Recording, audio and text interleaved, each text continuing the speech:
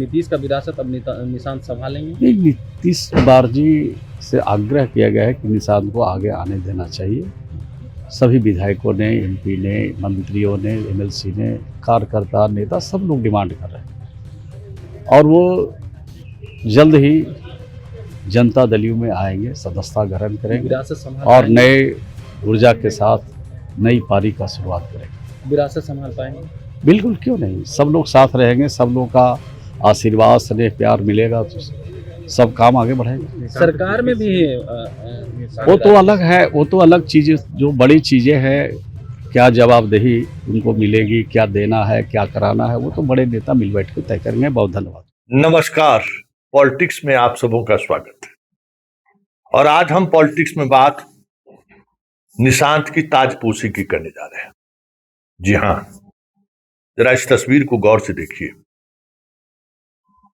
संजय झा के कार्यकारी राष्ट्रीय अध्यक्ष के आवास पर युवा जो पहली बार या दूसरी बार विधायक बने हैं, यंग विधायकों की एक बैठक हुई है और उस बैठक में निशांत की मौजूदगी है। 2 घंटे से अधिक समय तक यह बैठक चली है और इस बैठक में रूपरेखा तैयार किया गया कि निशांत को कैसे राजनीति में लाया जाए। हालांकि यंग विधायकों के साथ साथ ऐसे विधायक भी अगर जो अनुभवी विधायक हैं वो भी इस बैठक में शामिल होते तो हमें लगता है कि कल जो कुछ भी हुआ वो सारी चीजें नहीं होती, क्योंकि निशांत राजनीति में आए सिर्फ निशांत के भविष्य का सवाल नहीं है, सवाल जदयू के भविष्य का भी है, सवाल बिहार के भविष्य का भी है, मतलब बिहार के राजनीतिक भविष्य का भी है। क्योंकि जब तक नीतीश थे, अब हम थे ही कह सकते हैं, तब तक बिहार की राजनीति में जो अतिवादी राजनीति है उस पर ब्रेक लगा हुआ था, चाहे वो आरजेडी का अतिवादी राजनीति हो या भाजपा का अतिवादी राजनीति हो। कास्ट और कम्युनलिज्म, इस दोनों का जो उग्र तेवर था या उग्र आचरण जो रहा है वो नीतीश के रहते हुए नहीं पनप सका बिहार में। मतलब नीतीश ने इस तरीके की दोनों राजनीति को उन्होंने कह सकते हैं कि जमींदोज कर दिया, जमीन में मिला दिया। लेकिन नीतीश के जाते ही वो राजनीति फिर से फन उठाने लगा है। एक तरफ तेजस्वी अपने मिजाज में उस राजनीति को साधने के लिए बयानबाजी शुरू कर दी है, दूसरी तरफ बीजेपी फिलहाल शांत है, चुप है, मिजाज लेकिन वही है, इंतजार बस कुर्सी का है।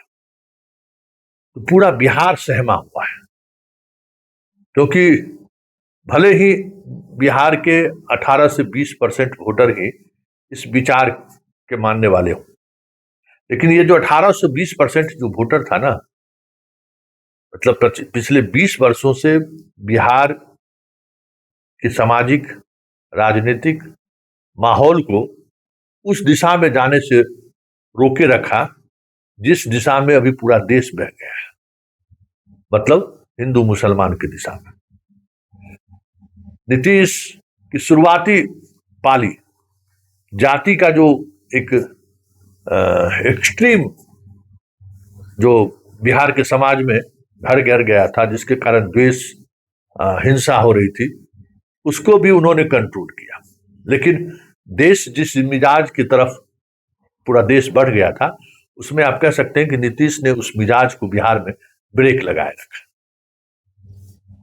भले उसकी आबादी 18 से 20% हो, लेकिन वो आबादी सबसे ज्यादा नीतीश के राजनीतिक सीन से अलग हटने पर आहत है, महिलाएं आहत है। ऐसा समाज जो कमजोर समाज है वो आहत है। उन्हें एक अचानक पूरे सोसाइटी में अंधेरा दिखने लगा है। एक की जो किरणें थी वो किरणें अब बूझती हुई दिख रही है।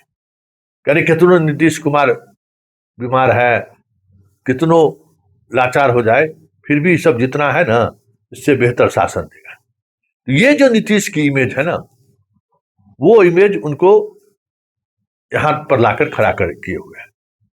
ऐसे में निशांत के सहारे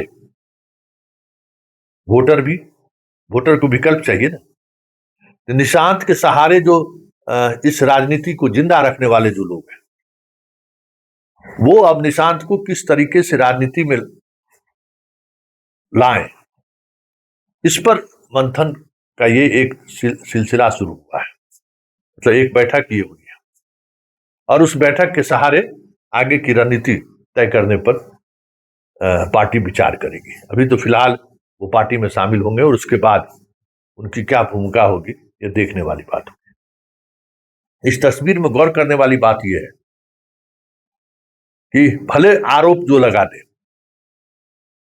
कि भाई बीजेपी से मिलकर नीतीश कुमार को बाहर का रास्ता दिखा दिए, संजय झा भी जिन पर लोग आरोप लगा रहे हैं वो वहां मौजूद है। संजय झा हैं, हरेंद्र हैं, श्रवण कुमार हैं, उसके बाद नीतीश जी के किचन कैबिनेट के या किचन के जो हैं मधेपुरा वाले, वो भी वहां मौजूद है